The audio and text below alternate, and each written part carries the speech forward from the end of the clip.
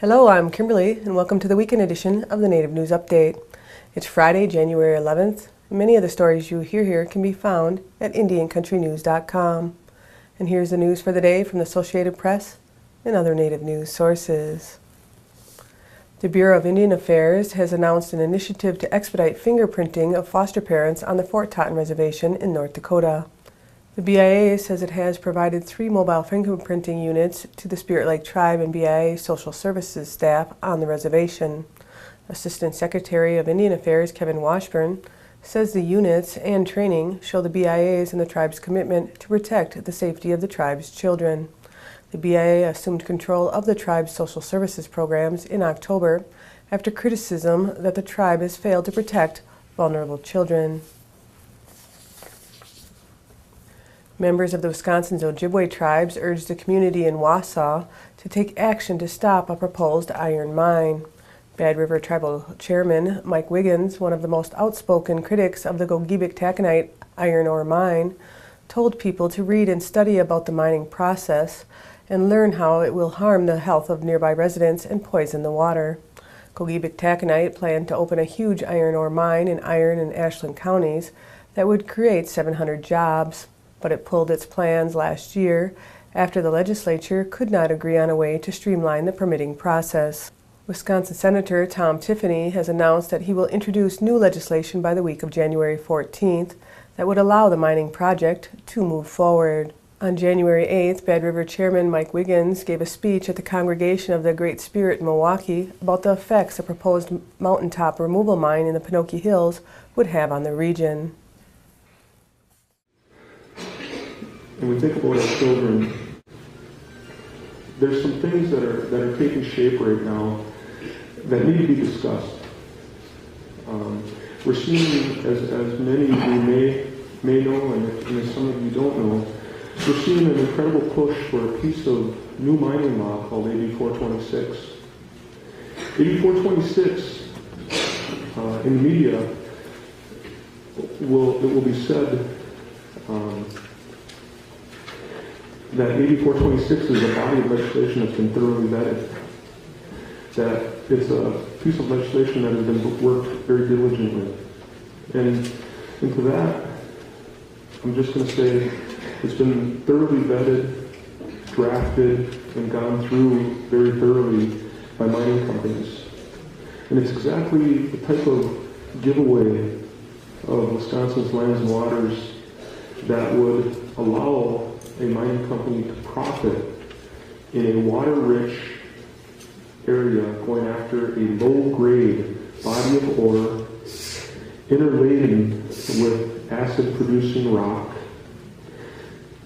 and that is tipped, this body of ore, that is tipped almost on its head going almost straight down into the earth. AB 426 has detail in it that essentially paints a picture to us in Bad River as to what the mining company has planned for us if they could essentially have their wish list on how they approach the lands and waters around us. What is in the ground are sulfide minerals in the Pinocchio Hills. And sulfide minerals are rocks that will bleed when they're exposed to air and water. Sulfide minerals create sulfuric acid. Now, I brought this up with the Milwaukee Journal Sentinel editorial board today, and there was an article, and I seen a quote from Bill Williams from GPAC that essentially said, there's nothing that we've seen to indicate a high level of sulfides in the mountain. And I thought, well, there's one positive takeaway. It's the first time I ever heard GTAC acknowledge sulfide minerals in the mountain. Why should the average citizen in Milwaukee give a darn about us or about what I'm telling you?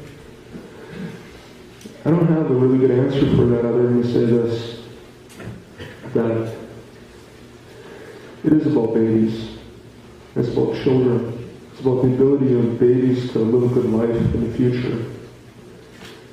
And when I think of all of you that have been gracious enough to come spend some time with us here, and I think about your children, and I see a couple little children, and I think about your grandbabies, and maybe even some of the grandchildren that are on their way. And I think about Bad River putting 30 million cubic yards of acid-producing waste rock on your doorstep. And as a result of that, harming your children, I would tell you this. The Bad River tribe would never do that to you. Never. We would never consider that as a viable economic development option. And we would never, in 1,000 years, call that forward progress. And all we're asking you as citizens is to think about that. To think about that and talk to these lawmakers. If, even for a second, to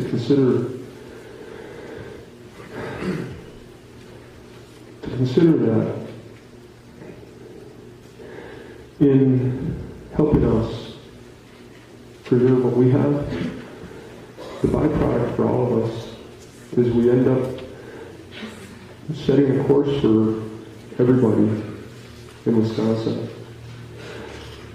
A forward course that is centered around pristine ecosystems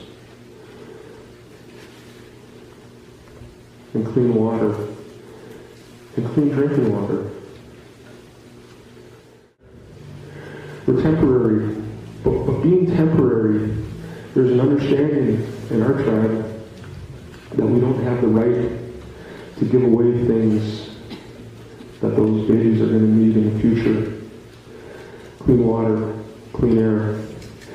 And when you look at the detail of AB 426, that is exactly what's on the table and what is being given away to the mining companies so that they can profit. And our message tonight is real simple. It's please take the time to think about this stuff. Please take the time to reach out to Republican and Democratic lawmakers to share what is essentially a value and a way of seeing the world around us. I think it's called the Northwood Spirit. I think it's called the Wisconsin Way. And I think our current mining law is a manifestation and a current body of law that represents all of that stuff and everything we've talked about tonight. And I always hope in the back of my mind that lawmakers understand that their forefathers took the time to diligently review the merits of boom and bust economy that comes with extractive industry to create the current mining law in Wisconsin. Doing away with it has got to be looked at and discussed and dialogued about. And that's some of the stuff that we wanted to put forth tonight. Canadian pop star Nelly Furtado continues to touch the spirits of Native Americans across Canada and the United States.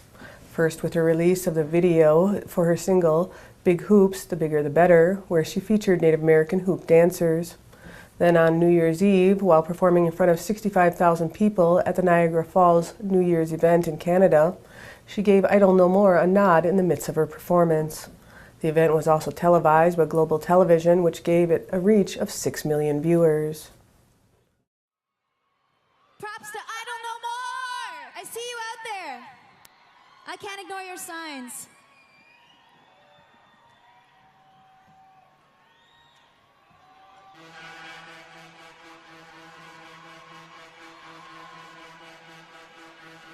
Let's go! Mommy, I've gotta know, hey, I'm pleased to meet you. Yes, I am. Don't know if you can hold me, but I gotta honor it, yeah.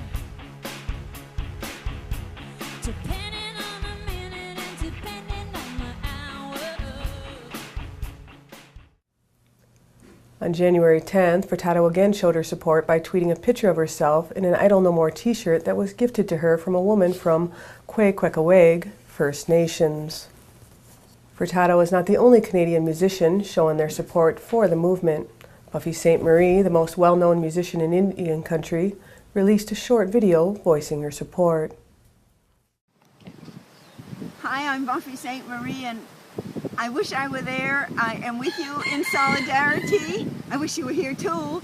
Thank you so much for everything that you guys are doing on behalf of Idle No More. Thank you, Chief Spence. Thank you to our 4 founders and all the people who are helping to make this necessity, this dream, a reality. I want to applaud you. This is something that's going on not only in Saskatoon and Saskatchewan, not only in Canada, but all over the world. There are people who understand what we're trying to do with Idle No More. There are people supporting Chief Spence as well. Prime Minister Harper, please seize this opportunity to represent on behalf of all Canadians the fact that we can make things better now. The time is right now. We have set it up. There are many, many reserves, not just Chief Spence's reserve, who are in identical situations of poverty and need. What a brilliant thing for the world to be doing and for Canada to lead in making things better among Indigenous people. Do it for us all. Thank you, all of you. Kichimigwech and aloha. In other Idle No More news, the Red Lake Nation in Minnesota passed a resolution to declare support solidarity with Idle No More and Chief Spence, making them the first tribal nation in the United States to show such support. The Cow Creek Band of the Umpqua has donated $425,000 to 58 nonprofits in 7 different counties in the state of Oregon. Their donations were geared towards organizations that focus on youth needs and food pantries. Since 1997, the tribe has donated more than $12.5 million in grants to nonprofits in the state. Internationally known clothing designer Patricia Michaels has been selected to compete on the television reality show Project Runway. Michaels received a lot of her inspiration from Tahoe's Pueblo culture and is known for her hand-painted textiles, which is something that will be unique to the show. You can catch the premiere of Project Runway Season 11 on January 24th on Lifetime. And that's another roundup of news from Indian Country on this edition of the Native News Update. I'd like to thank you for joining me, and have a grand day.